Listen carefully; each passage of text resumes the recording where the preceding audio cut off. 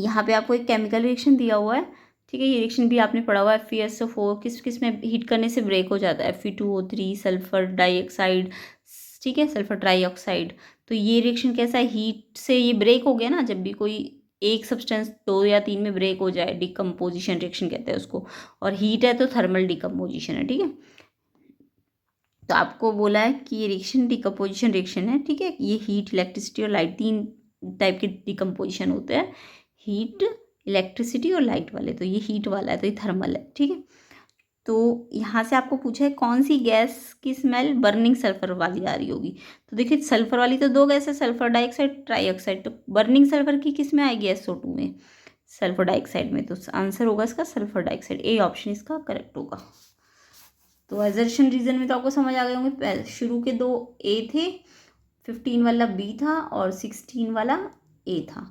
अब ये वाले में पहला ऑप्शन क्या है? Sulphur dioxide. बर्निंग सल्फर किस में आती है? सल्फर डाइऑक्साइड में, ए ऑप्शन।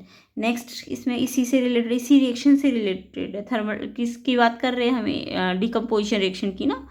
हीट वाले होंगे, इलेक्ट्रिसिटी वाले होंगे और लाइट वाले होंगे। तो ये तो हीट वाला था। अब इसमें एक और अब इसमें बहुत सारे हमें डिकम्पोजिशन रिएक्शन दे दिए। देखिए सिंगल है ना, तो 2 में ब्रेक हो गया। तो ये सारे कैसे है? डिकम्पोजिशन रिएक्शन है। जब भी यहाँ सिंगल दिखे और यहाँ 2 या 3 में ब्रेक होता हुआ दिखे, तो ऐसे रिएक्शन को हम डिकम्पोजिशन रिएक्शन कहते हैं, ठीक है। तो टाइप ऑफ रिएक्शन पूछे तो डिकम्पोजिशन रिएक्शन है। अच्छा, इन्होंने बोला है कि ये जितने भी डिकम्पोजिशन रिएक्शन है, इनमें से कौन सा रिएक्शन है जो इलेक्ट्रिक करंट में होता है? तो अभी मैंने बताया था ना, डिकम्पोजिशन रिएक्शन हीट की हेल्प से होता है, लाइट की हेल्प से होता है और करंट की हेल्प से, इलेक्ट्रिसिटी की हेल्प से होता है। तो AgCl वाला तो अभी पीछे पढ़ा था हमने। ये तो फोटोलाइटिक है ना, इसमें सनलाइट की ज़रूरत पड़ती है। कैल्शियम कार्बोनेट में जब भी कार्बन डाइऑक्साइड ब्रेक होता है, कार्बन डाइऑक्साइड बनती है ना जब भी कार्बोनेट में, तो ये थर्मल डिकम्पोजिशन होता है। यहाँ हीट चाहिए होती है, यहाँ ये याद रखना। कार्बन डाइऑक्साइड जब भी बनेगा तो यहाँ पे हीट चाहिए होगी, ठीक है। तो हीट जब चाहिए होती है तो एंडोथर्मिक होता है, ठीक है। एंडोथर्मिक बोल सकते हैं जब हीट आपको चाहिए हो, रिक्वायर्ड हो। हाँ, हीट यहाँ बनती तो एक्सो होता। तो जब हीट इवॉल्व होती है तो एक्सो होता है, और जब हीट एब्जॉर्ब होती है तो एंडोथर्मिक होते हैं, ठीक है। याद रखना, एंडो और एक्सो। हीट जब एब्जॉर्ब होगी यानी यहाँ होगी तो एंडो होगा, और जब हीट यहाँ निकलेगी, रिलीज होगी, तो एक्सो होगा। तो जब कार्बन डाइऑक्साइड में ब्रेक होता है ना, तो यहाँ यहाँ हीट चाहिए होती है, तो ये थर्मल है। ये फोटोलाइटिक है, इसमें सनलाइट चाहिए। अब इन दोनों की बात करें तो देखिए, जब भी वाटर ब्रेक डाउन होता है ना हाइड्रोजन और ऑक्सीजन में, तो ये यहाँ पे हमें इलेक्ट्रिसिटी पास करनी होती है। तो ये दोनों जो है ना, ये इलेक्ट्रिसिटी वाले रिएक्शन है, ठीक है। तो ये इलेक्ट्रिक करंट की हेल्प से होंगे। तो ये इनको हम इलेक्ट्रोलिसिस कहते हैं। इस टाइप के रिएक्शन को H2O, जब H2 और O2 में ब्रेक होता है तो ये इलेक्ट्रोलिसिस रिएक्शन है। अगर पूछ लेना इलेक्ट्रोलिसिस रिएक्शन तो ये लिखना है आपको। अब इसमें से दोनों हो सकते हैं इलेक्ट्रोलिसिस, क्योंकि वाटर ब्रेक हो रहा है ना H2 और O2 में। बट आपको वो वाली इक्वेशन लेनी है जो बैलेंस्ड भी हो। तो यहाँ पे अगर मैं देखूँ 2H2O, तो H के कितने हैं? 4। यहाँ पे H के कितने हैं? 2। और O के 2, O के 2। तो ये तो नहीं है बैलेंस, क्योंकि यहाँ H पे 4 है ना, 4 है और ये 2 है, तो ये वाले होंगे। तो यहाँ H के 4, यस H के 4, ऑक्सीजन के 2, यस ऑक्सीजन के 2। तो ये बी पार्ट इसका ठीक है, ठीक है। वैसे तो ये दोनों ही इलेक्ट्रोलिसिस है, बट ये बैलेंस नहीं है क्योंकि, तो ये करेक्ट नहीं है, ये करेक्ट है, ठीक है। ये बैलेंस है क्योंकि, तो इसका बी आंसर ठीक होगा, बी आंसर, क्योंकि H के 4 है ना। तो ये इलेक्ट्रोलिसिस भी आपको समझ आ गया होगा। ये फोटोलाइटिक डिकम्पोजिशन है, ये थर्मल डिकम्पोजिशन है, और ये इलेक्ट्रोलिसिस, यानी इसमें इलेक्ट्रिसिटी की ज़रूरत पड़ेगी। इसको हम इलेक्ट्रोलिसिस ऑफ वाटर भी कहते हैं, ठीक है। तो ये वाला रिएक्शन बैलेंस करने के बाद ये वाला करेक्ट होगा। नेक्स्ट देखिए, इलेक्ट्रोलिसिस ऑफ वाटर अभी पढ़ लिया ना हमने, इलेक्ट्रोलिसिस ऑफ वाटर ये रिएक्शन है। तो इसमें हमारा एक्सोथर्मिक रिएक्शन है, एंडो है कि डिकम्पोजिशन है? तो देखिए एक्सो तो नहीं है, क्योंकि एक्सो का मतलब तो हीट रिलीज हो, नहीं। एंडो भी नहीं है, हीट यहाँ चाहिए भी नहीं, हीट छोड़ना चाहिए यहाँ पे तो हमें क्या चाहिए? करंट चाहिए। तो ना तो ये एक्सो होता है इलेक्ट्रोलिसिस और ना एंडो होता है, तो कैसा होता है? जस्ट ये डिकम्पोजिशन है। और अगर पूछे तो इलेक्ट्रिसिटी वाला, इलेक्ट्रिक डिकम्पोजिशन है, ठीक है। तो एक डिकम्पोजिशन है। वैसे तो एक्सो और एंडो भी डिकम्पोजिशन होते हैं, बट क्योंकि एक्सो में हीट रिलीज होती है और एंडो में हीट हीट एब्जॉर्ब होती है, ठीक है। लेकिन क्योंकि इसमें ना तो हीट रिलीज हुई है ना एब्जॉर्ब हुई है, इसमें तो करंट चाहिए हुआ है ना, तो ये डीकम्पोजिशन रिएक्शन हुआ, ब्रेकडाउन ही है, वाटर का ब्रेकडाउन हुआ H2 और O2 में। तो जितने में भी ब्रेकडाउन हो वो डीकम्पोजिशन होते हैं, ठीक है। तो डीकम्पोजिशन है इसका आंसर, सी ऑप्शन ठीक होगा इसका। नेक्स्ट देखिए CaCO3, अभी मैंने बताया था ना कार्बोनेट जब भी होता है यहाँ पे तो CO2 गैस बनती है। अब देखिए सिंगल था तो ब्रेक हो गया, डीकम्पोजिशन है ये तो हमें पता चल गया, जब भी सिंगल ब्रेक हो जाता है एक दो या दो से ज़्यादा में तो वो डीकम्पोजिशन रिएक्शन होता है। अब इन्होंने पूछा ये किस टाइप का डीकम्पोजिशन है, तो मैंने अभी थोड़ी देर पहले आपको बताया था CO2 में जब भी ब्रेक होगा तो वो हीट चाहिए होती है उसमें। तो हीट चाहिए में ना तो इलेक्ट्रिक होता है ना फोटोलाइटिक होता है, फोटोलाइटिक में तो सनलाइट चाहिए होती है ना, तो CO2 बन रहा है तो हीट चाहिए यहाँ पे, तो थर्मल डिकम्पोजिशन है। कैसा डिकम्पोजिशन है ये, थर्मल डिकम्पोजिशन, इसका बी आंसर ठीक है। हाँ अगर यहाँ Ag वाला होता तो फोटोलाइटिक हो जाता, AgCl ना, Ag में और Cl में ब्रेक होता तो फोटोलाइटिक हो जाता।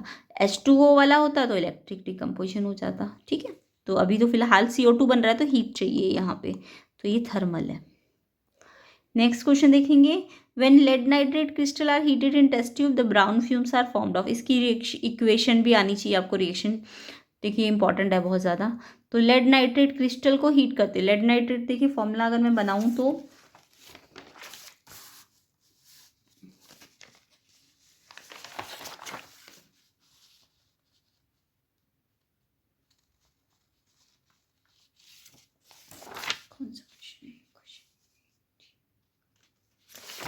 हाँ ये रहा लेड नाइट्रेट, लेड Pb होता है, नाइट्रेट NO3 होता है। तो लेड देखिए, लेड की वैलेंसी होती है 2 और नाइट्रेट की वैलेंसी होती है 1, क्रॉस करूँगी तो लेड पे तो 1 आ जाएगा और नाइट्रेट पे 2 आएगा ना, पूरे नाइट्रेट पे लगाना है 2 यहाँ पे ऐसे ब्रैकेट पे, तो ये लेड नाइट्रेट का फॉर्मूला है, ठीक है। अब इसे आपने हीट किया, हीट करने से क्या होगा, एक तो लेड ऑक्साइड बनेगा, एक NO2 गैस बनेगी, नाइट्रोजन ऑक्साइड, ठीक है।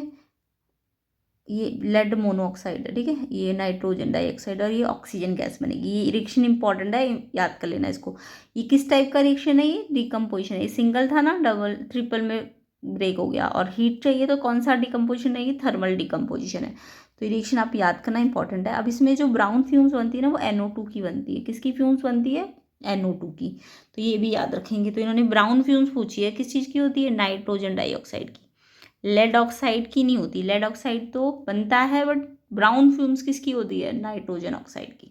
तो ये रिएक्शन भी आप याद रखेंगे। ये किसका एग्जाम्पल है, थर्मल डिकम्पोजिशन का, हीट इसमें एब्जॉर्ब हो रही है ना, तो थर्मल हीट क्या होती है, थर्मल, ठीक है। तो ये डिकम्पोजिशन क्यों, क्योंकि ब्रेक डाउन हुआ है दो या दो से ज़्यादा में सिंगल का, उसके अलावा हीट चाहिए तो थर्मल है ये। नेक्स्ट क्वेश्चन देखेंगे इसमें, bending of light depend on its optical density of medium through which the light pass, speed of light vary from medium to medium। आपको पता है लाइट जब मीडियम से चेंज करती है तो बेंड हो जाती है ना, तो वो किस पे डिपेंड करता है, मीडियम कैसा है, डेंसिटी पे डिपेंड करता है। अगर रेयर मीडियम है तो लाइट की स्पीड ज़्यादा होती है, तो लाइट रेयर स्पीड में स्पीड ज़्यादा होने से उसका रिफ्रैक्टिव क्या हो जाता है, कम हो जाता है। स्पीड के साथ रिफ्रैक्टिव इंडेक्स का इनवर्स रिलेशन होता है, ठीक है। तो रिफ्रैक्टिव इंडेक्स कम होता है अगर रेयर मीडियम है, और डेंसर मीडियम है तो रिफ्रैक्टिव इंडेक्स क्या हो जाएगा, ज़्यादा हो जाएगा, क्योंकि लाइट की स्पीड डेंसर में कम हो जाएगी। रीज़न क्यों है डेंसर में कम क्यों हो जाएगी, पार्टिकल बहुत पास पास होंगे तो लाइट को चलने में मुश्किल होगी, है ना। और रेयर मीडियम में पार्टिकल दूर दूर होते हैं तो उसमें लाइट तेज़ी से चलती है। तो रेयर में लाइट की स्पीड ज़्यादा होगी तो रिफ्रैक्टिव कम होगा, और लाइट की स्पीड डेंसर में कम होगी तो रिफ्रैक्टिव ज़्यादा होगा, ठीक है। तो वो तो ठीक है, इन्होंने लिखा है बेंडिंग ऑप्टिकल डेंसिटी पर डिपेंड करती है। तो medium to medium speed of light change होती है, इसके कारण लाइट बेंड हो जाती है, रीज़न इसका। मीडियम जिसमें स्पीड की ज़्यादा होगी लाइट की उसको रेयर कहेंगे, क्वेश्चन भी आ सकता है रेयर किसे कहते हैं, जिसमें लाइट की स्पीड ज़्यादा होती है तो रिफ्रैक्टिव कम हो जाएगा इसका। जबकि स्पीड ऑफ लाइट लेस किस में होती है, डेंसर मीडियम में। लाइट जब एक मीडियम से दूसरे मीडियम में जाती है frequency does not change, however speed and wavelength change, frequency change नहीं होती अगर मीडियम चेंज हो रहा है, ठीक है। स्पीड और वेवलेंथ चेंज हो जाती है लाइट की। It conclude the change in speed of light is the basic cause of refraction. तो स्पीड ऑफ लाइट में चेंज के कारण ही क्या होता है, रिफ्रैक्शन होता है, बेंडिंग होती है लाइट की। तो बहुत सारे आंसर इसमें दे दिए आपको, इससे रिलेटेड आप क्वेश्चन पूछे हैं। When light travel from air to glass the ray of light. तो देखिए आपने ये पढ़ा होगा, अगर ये मेरा मीडियम है, ट्रांसपेरेंट मीडियम है, तभी बेंडिंग होगी। अगर ये कैसा होगा, पॉलिश्ड होगा, तो फिर रिफ्लेक्शन होगा। बट जब ट्रांसपेरेंट मीडियम होगा तो बेंडिंग होगी। तो लाइट यहाँ से आई इस मीडियम से, अब ये नॉर्मल खींच देना, इस सरफेस के परपेंडिकुलर एक नॉर्मल खींचना। अब लाइट तो पाथ एक्चुअल में ऐसा जाना चाहिए था, बट अगर लाइट रेयरर से किस में जा रही होगी, डेंसर मीडियम में, तो लाइट ना अपने एक्चुअल जो पाथ है ये वाला, इससे ना पहले मुड़ जाएगी, ये टूवर्ड्स नॉर्मल चली जाएगी। और हाँ, अगर ये डेंसर होता और ये रेयरर होता, अगर ये मीडियम डेंसर होता, मान लो ये मीडियम डेंसर होता और ये रेयरर होता, तो एक्चुअल पाथ लाइट का, ये लाइट इंसिडेंट की सरफेस पे, ये नॉर्मल ड्रॉ करो, एक्चुअल पाथ ये होना चाहिए। बट अब रेयर में घुस रही है तो लाइट अपने पाथ से अवे हो जाएगी, यानी अवे फ्रॉम नॉर्मल, नॉर्मल से क्या हो जाएगी, दूर। तो जब अवे होती है तो ये आई एंगल छोटा हो जाता है आर से, और जब टूवर्ड्स नॉर्मल होती है तो आई बड़ा हो जाता है आर से, ये याद रखेंगे आप, ठीक है। तो फर्स्ट क्वेश्चन तो ये बोला है कि लाइट जब एयर से ग्लास में जा रही है, एयर रेयर होता है, ग्लास डेंसर होता है, एयर के पार्टिकल दूर दूर होते हैं, तो ये रेयर होता है, ग्लास के पार्टिकल पास पास होते हैं तो डेंसर होता है। तो लाइट रेयर से डेंसर पे जा रही है, तो रेयर से जब डेंसर पे जाएगी तो क्या होगा, लाइट अभी बताया ना मैंने, टूवर्ड्स नॉर्मल आ जाएगी।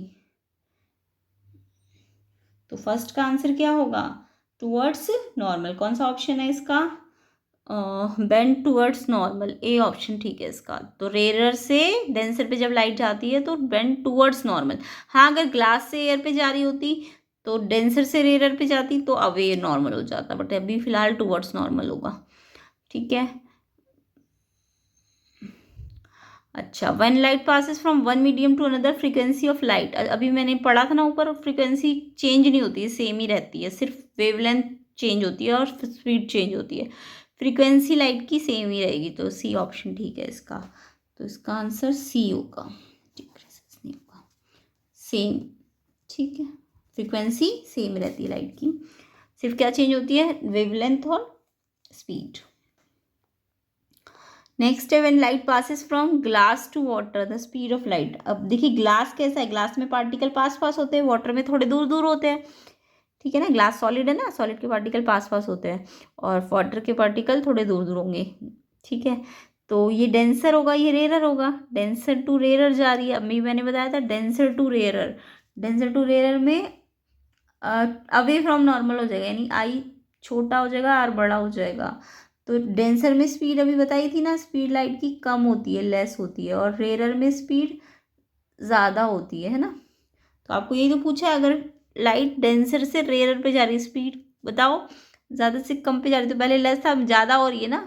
तो लेस मतलब जब डेंसर से रेयर पे जाएगी तो स्पीड क्या हो जाएगी, यानी डेंसिटी कम होने से, डेंसिटी इसकी ज़्यादा है ना और इसकी कम है, तो डेंसिटी कम होने से लाइट की स्पीड क्या होगी, बढ़ेगी ना, उल्टा होता है, डेंसिटी ऑप्टिकल डेंसिटी का इन्वर्स होता है स्पीड। तो जब डेंसर से रेयर पे जा रही है तो डेंसिटी घट रही है, तो लाइट की डेंसर से रेयर पे जा रही है तो स्पीड बढ़ रही है ना, डेंसिटी घटने से स्पीड बढ़ रही है, तो बढ़ रही है, इंक्रीज हो रही है, ए। तो ऐसे याद रखना आप, डेंसर का अंदर लेस स्पीड, रेयर का अंदर ज़्यादा स्पीड, तो कम से कहाँ जा रही है, स्पीड ज़्यादा जा रही है ना। तो यानी डेंसर से रेयर पे जाती है तो लेस स्पीड से मोर स्पीड पे जाएगी, तो क्या होगी, इंक्रीज होगी। तो ये ऑप्शन है इसका। नेक्स्ट बोला है a ray of light passes from medium A to B, अगर बेंडिंग नहीं हो रही है लाइट की। तो देखिए कौन सा केस है, जब लाइट की बेंडिंग नहीं होती, यानी कि लाइट ना बिल्कुल परपेंडिकुलर आएगी। तो जब लाइट सरफेस के परपेंडिकुलर आएगी ना, तो वो विदाउट बेंड बिल्कुल सीधा चली जाएगी। तो यानी कि ये सरफेस के साथ कितना एंगल बनाएगी, 90 डिग्री का। अगर सरफेस के साथ बोले, इस बी सेकंड के सरफेस के साथ, तो कैसा एंगल बना रही है लाइट, इंसिडेंट कितने पे हो रही है, 90 डिग्री पे। बट अगर नॉर्मल के साथ पूछे, अगर इसका एंगल नॉर्मल के साथ तो 0 डिग्री का है, बट सरफेस के साथ पूछे तो 90 डिग्री का, ये ध्यान रखना। तो जब लाइट सरफेस के साथ 90 डिग्री का एंगल बनाएगी तो वो no bending, no refraction. But अगर नॉर्मल के साथ पूछ लेते तो 0 डिग्री का, ठीक है। तो यहाँ पे आपको बाउंड्री ऑफ मीडियम बी के साथ पूछा था, तो बाउंड्री के साथ कितने का एंगल बनाएगी, 90 डिग्री का, तो नो रिफ्रैक्शन।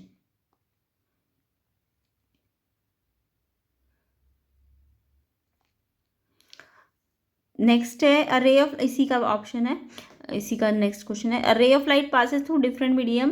देखिए यहाँ पे बहुत सारे मीडियम है, ए मीडियम भी है, बी भी है, सी भी है, डी भी है। तो आपको बोला है कि डायग्राम बना रखा है और आपको बताना है कि कौन सा स्टेटमेंट इनमें से ठीक है।